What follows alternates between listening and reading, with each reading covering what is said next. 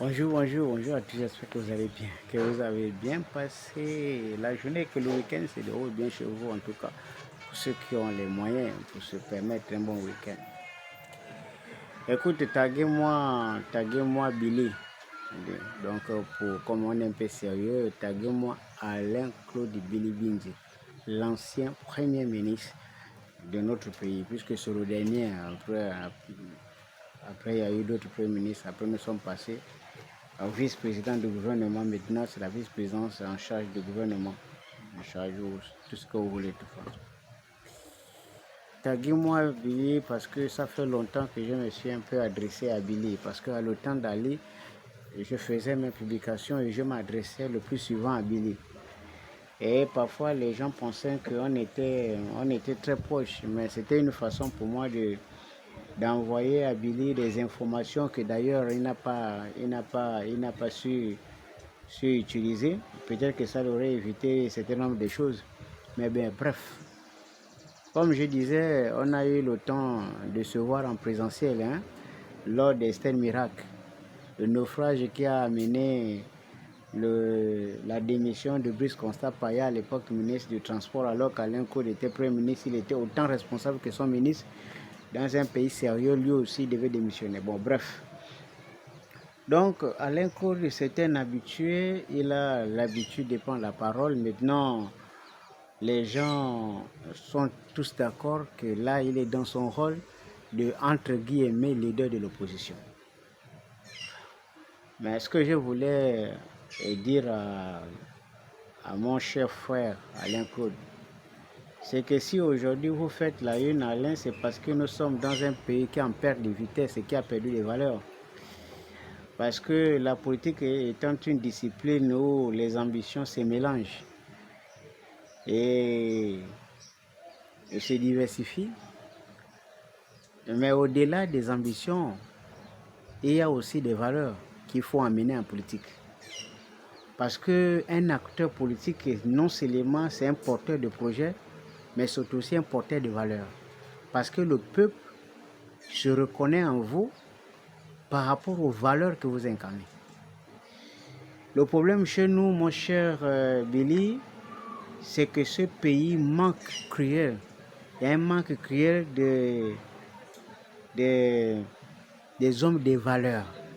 C'est pour cette raison qu'aujourd'hui on peut écouter vous, Alain Claude.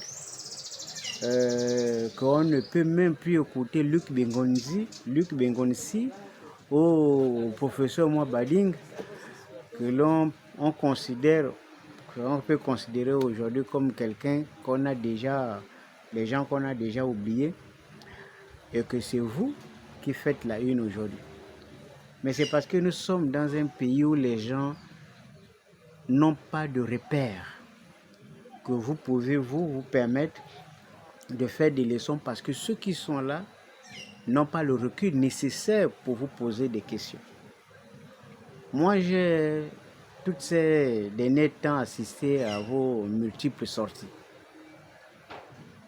Mais mon cher Alain, Billy, vous savez, vous pouvez être porteur d'un bon message. Mais si vous-même, en tant que messager, vous n'êtes pas quelqu'un d'honneur, de crédible, le message prend votre forme, bien sûr. Et bien, les gens ne vont pas écouter parce que, évidemment, que vous n'incarnez pas cette probité morale-là qu'on peut retrouver chez des hommes politiques dignes de ce nom. Et donc, du coup, ce que vous dites ne reflète pas ce que vous faites ou ce que vous avez fait sur le terrain.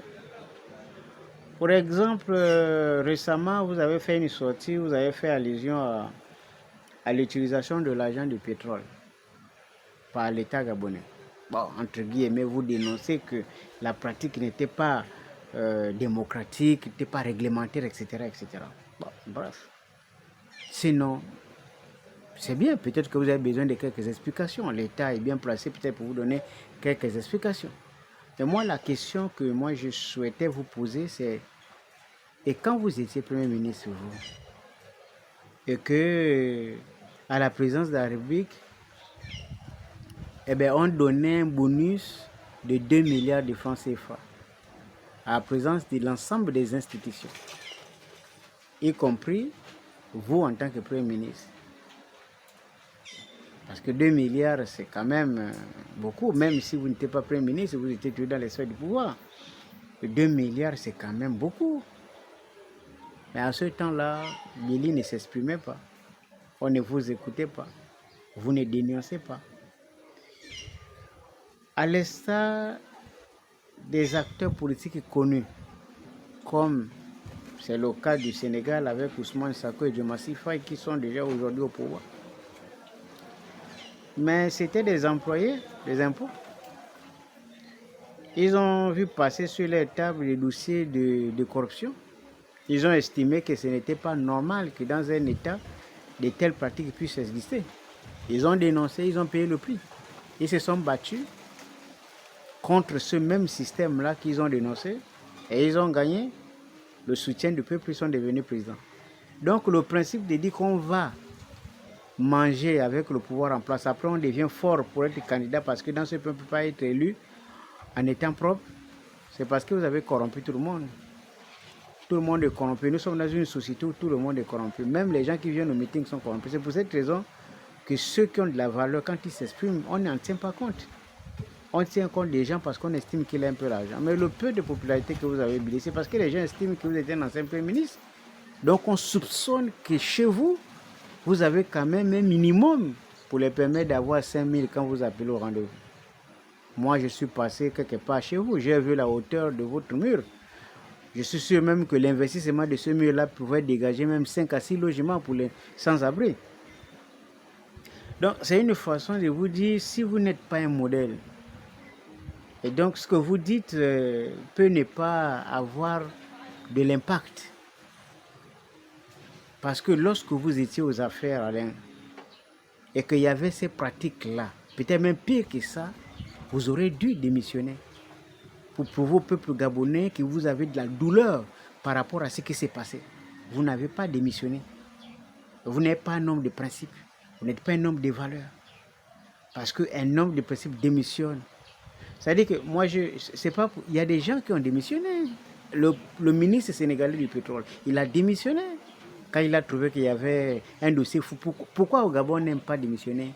Moi, je ne parle pas de quelqu'un qui est fâché, qui craque la porte et puis qui revient, parce que vous allez me citer les noms des gens qui ont craqué la porte par couleur, après on l'a ramené au pouvoir. Non, je parle des gens qui démissionnent par principe. Et dit, moi, je ne peux pas participer à ce genre de pratique parce que je tiens à mon honneur. Ce genre de compatriotes, est-ce qu'on trouve vraiment dans ce pays? C'est pour cette raison qu'on a du mal. Quelqu'un, il est au pouvoir, il fait du mal et il dit qu'il ne peut rien parce qu'il ne pouvait pas dénoncer parce qu'en ce moment, il était aux affaires. Mais mon frère, tu pouvais démissionner. Si tu es resté longtemps et qu'au sorti de là, vous diabolisez tous Ali, qu'Ali était mauvais. Mais vous étiez là avec Ali, vous avez soutenu Ali, vous avez même cautionné ce qu'il a fait. Personne n'avait démissionné. Il fallait qu'Oligui arrive pour qu'on découvre qu'il y a des gens qui dénonçaient les pratiques d'Ali, les mêmes qui dénonçaient les pratiques d'Ali. Demain, quand Oligui s'est appelé, vous allez les mêmes, vous allez encore dénoncer ce qui se passe aujourd'hui. Vous allez dire que non, Oligui faisait ça, Oligui faisait ça. Parce que ceux qui mangent aujourd'hui ne vont même pas parler. C'est ça la nature des Gabonais. Et malheureusement, c'est la génération que vous avez formée, la génération que vous servez de modèle. Et ils ne peuvent que vous suivre. Parce que, à cause de vous, on a généralisé la corruption. On a généralisé le vol. On a institutionnalisé tout ce qu'il y a comme mauvaise pratique. Aujourd'hui, c'est presque devenu légal. Et tout ça, pourquoi? Eh bien, parce qu'il y a des pionniers comme vous, comme les autres, des gens qui ont fait des passages. Et quand on regarde, on se dit, bon, est-ce que ceux-là, c'est des modèles? Bon, s'ils donnent des leçons, est-ce que lui, pourquoi lui n'a pas démissionné? Parce qu'on découvre aujourd'hui qu'il y a des détournements d'argent alors qu'il était Premier ministre. Ça veut dire qu'à ce temps-là, tu n'avais pas de lunettes. C'est maintenant qu'on t'a fabriqué les lunettes, tu vois maintenant clair, parce qu'avant, tu voyais flou. À un moment donné, il faut se calmer. Parce que c'est notre pays. Ce n'est pas un jeu d'enfant, c'est notre pays. Et c'est dommage qu'on arrive à ce genre de jeu de mots. C'est C'est bizarre. Hein? Il faut changer. Nous sommes en 2026, vous êtes un homme sage. Moi, j'aurais même souhaité voir M. Alain Corbimine dans un registre de soutien à un jeune leader politique, quelqu'un qui incarne des valeurs. Toi, tu peux soutenir. Hein? Tu laisses le petit devant. Mais vous aimez toujours vous mettre devant avec les CV, avec un mauvais passé. Vous voyez, ça ne marche pas. Et moi, je déplore votre attitude parce que je trouve cela... vous êtes très mal placé pour donner des leçons à Oligui. Et pourtant, moi, je ne suis pas pro Oligui, mais vous êtes très mal placé pour donner des leçons. Très mal placé. Parce que votre passage, votre passé, vos ambitions, votre parcours politique est émaillé de plusieurs défauts. Moi, je pense que vous n'êtes pas un modèle.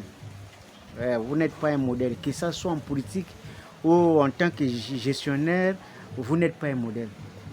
Et donc, je pense que tout ce que vous pouvez dire, peu importe la nature des phrases, l'éloquence et tout le reste, ça n'apporte rien du tout. Parce que vous n'êtes pas un modèle. Toi, ça ne peut rien apporter. Moi, je suis convaincu que vous n'êtes pas un modèle. C'est d'ailleurs pour cette raison que vous ne pouvez pas, dans un pays sérieux, progresser en politique. Vous pouvez être un bon concurrent, peut-être pour animer les plateaux, mais vous pouvez pas, vous n'incarnez pas une certaine sérénité. Voilà. Vous ne pouvez pas constituer un plan B dans un pays qui se respecte. Non, parce que vous-même, vous avez déjà été là, vous n'avez pas montré les signes de quelqu'un qui a une certaine révolution mentale. Non, vous avez cautionné, vous étiez là, vous n'avez rien dit. C'est-à-dire que vous étiez d'accord avec le parti d'Ali. Mais si on estime qu'Ali a mal fait, ça veut dire que vous avez mal fait. Le minimum, c'était de vous taire. Mais vous continuez à bavarder. Ça veut dire que ça vous arrange. Bon, bref, en tout cas, on dit souvent la sagesse commence quand tu prends conscience que toi-même, tu as fait des erreurs dans la vie et qu'il est temps de réparer les bottes.